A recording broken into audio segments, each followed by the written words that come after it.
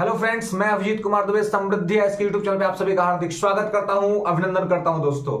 और मेरे सभी टीआर 3 के जो स्टूडेंट्स हैं उन सभी को बहुत बहुत शुभकामना, मेनी मेनी कॉन्ग्रेचुलेशंस। और मैं कंग्रेचुलेट करता हूं अपने सभी विद्यार्थियों को, सभी स्टूडेंट को। और पहली बार एक बार स्पष्ट तौर पे कहना चाहूंगा कि जो जो लोग मेरे बताए गए कट ऑफ पर नेगेटिव कमेंट्स करते थे और ये कहते थे कि इतना कम कट ऑफ कैसे जाएगा या इतना कट ऑफ कैसे चला जाएगा, उन सभी लोग एक बार पीछे जाकर के, बैक में जाकर के हमारी वीडियोस को देख ले।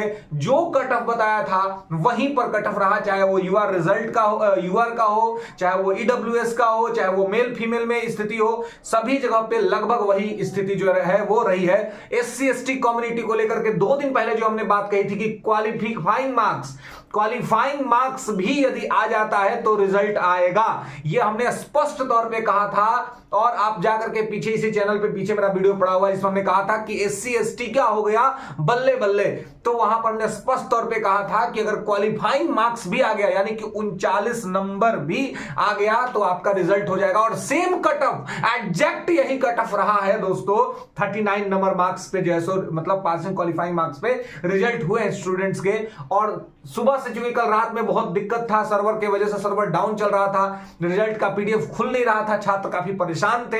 रिजल्ट अनाउंस हो चुका था लेकिन पीडीएफ ना खुल पाने की वजह से बहुत समस्या हो रही थी। हम लोग भी लगातार ट्राई कर रहे थे खोलने का, लेकिन सिस्टम पे खोल नहीं रहा था। लेकिन रात से चीजें धीरे धीरे क्लियर होती चली गई और सुबह से लगातार छात्रों का फोन, मैसेजेस और रोल नंबर्स जो है वो भेजे जा रहे हैं, उनके जिस तरह से रिजल्ट हुआ है और जिस तरह से सफलताएं मिली है। तो पहले तो मैं उन सभी सफल छात्रों को यह शुभकामना देता हूं कि छात्रों, अब आप जाएंगे स्कूल में और आप बनेंगे अब शिक्षक, तो आपकी पहली जवाबदेही और पहली प्राथमिकता है कि आप सरकारी स्कूल, जो एक मजाक का पात्र बना हुआ है हमारे समाज में कि लोग, संपन्न लोग अपने बच्चों को सरकारी स्कूल में नहीं भेज करके प्राइवेट स्कूल में भेजते हैं, तो वैसे हम अपने सभी छात्रों से हमने यही कहा है कि अब आप जब स्कूल में जाइए तो ये दिखना चाहिए, ये लगना चाहिए कि बीपीएससी से पास होकर के कोई शिक्षक आया है स्कूल में पढ़ाने के लिए। और अभिभावक जो कि एक मोटा फी देकर के प्राइवेट स्कूल में अपने बच्चों का एडमिशन कराते हैं, एक गरीब, कमजोर, वंचित परिवार का बहुत सेविंग का पैसा अपने बच्चों के पढ़ाने पर,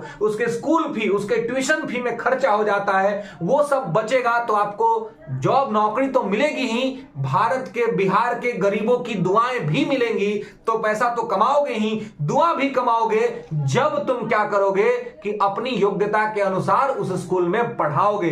तो अगली लड़ाई यह है कि आपको बेहतर से बेहतर तरीके से स्कूल में पढ़ाना है और सभी छात्रों के लिए आपको जो है सो अच्छा काम करना है, ताकि कोई गरीब, वंचित, कमजोर आदमी अब बाध्य होकर के अपने बच्चे को प्राइवेट स्कूल में ना भेजे, क्योंकि उसके पास सेविंग्स नहीं होते हैं और बहुत सारा पैसा वहां पे खर्चा हो जाता है, इसलिए उसके यहां गरीबी खत्म नहीं हो पाती है। बच्चा कुपोषण का शिकार हो जाता है क्योंकि घर में पैसा नहीं है, घर में सेविंग्स नहीं है। लेकिन जब सरकारी स्कूल में बीपीएससी पास शिक्षक बेहतर तरीके से अपने छात्रों को पढ़ाएंगे तो कोई भी गरीब, वंचित, कमजोर आदमी अपने बच्चा को प्राइवेट स्कूल में नहीं भेजेगा। तो वो जो पैसा बचेगा उससे वो भविष्य में हायर एजुकेशन में खर्चा करेगा। तो नौकरी के साथ साथ दुआ कमाने का भी टाइम आ गया है मेरे दोस्तों। और बिहार में शिक्षा को लेकर के जो एक नकारात्मक छवि बनाई गई है सरकारी स्कूलों की, वो सब आप लोग दूर कर सकते हैं। तो पूरा मेहनत से, जितना मेहनत करके आपने एग्जाम निकाला है उतना ही मेहनत करके आप स्कूल में छात्रों को पढ़ाइएगा, बेहतर से बेहतर बनाइएगा। और मैं एक बात करना चाहूंगा कि टीआर 1 और टीआर 2 में जो हमारे सिलेक्टेड स्टूडेंट हैं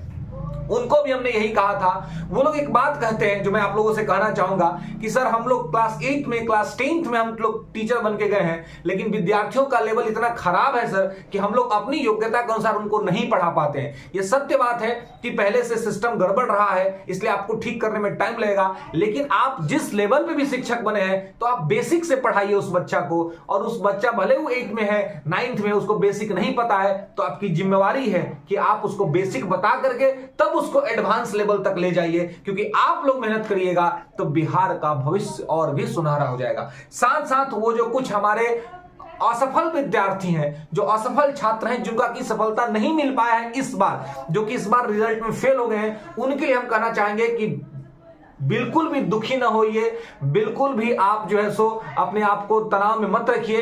ये एक फेल, हमारे कलाम साहब जो है, कलाम साहब को आपने सुना होगा, कलाम साहब कहते हैं कि फेल होना कोई बुरा बात नहीं है।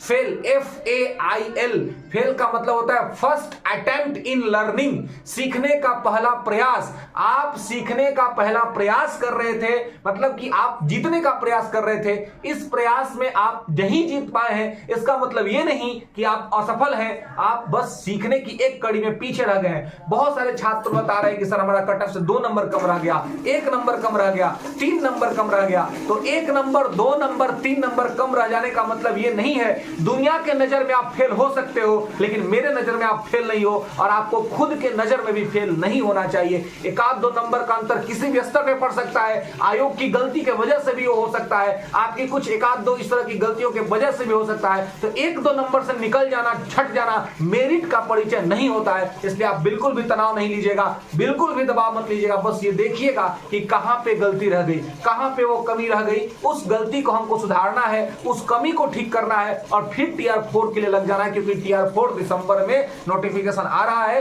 तो TR4 के लिए तन्मयता से लग जाना है, और TR4 में आपको क्रैक करना है। बहुत सारे ऐसे छात्र हैं जो TR1 में असफल हुए, TR2 में असफल हुए, और TR3 में बाजी मार दिए हैं।